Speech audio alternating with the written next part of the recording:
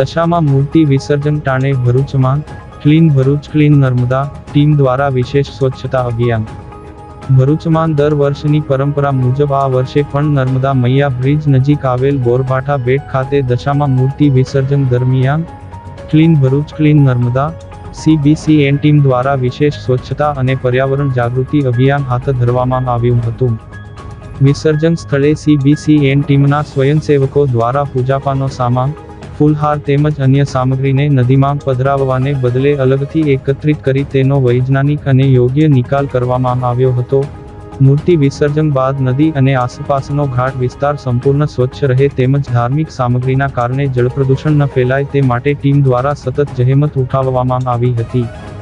આ સાથે જ પરંપરાગત પ્લાસ્ટર ઓફ પેરિસને બદલે માત્ર માટીથી બનેલી મૂર્તિઓની જ સ્થાપના કરવા અંગે વિશેષ જાગૃતિ અભિયાન પણ ચલાવાયું હતું।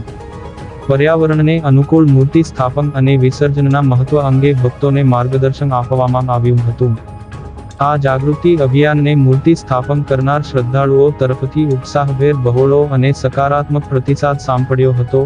અનેક ભક્તોએ પર્યાવરણની જાળવણી અને પવિત્ર નર્મદા નદીને નિર્મળ તથા સ્વચ્છ રાખવાના સંકલ્પ સાથે CBCNના આ સરાહનીય અભિયાનને ભરપૂર સહયોગ આપ્યો હતો।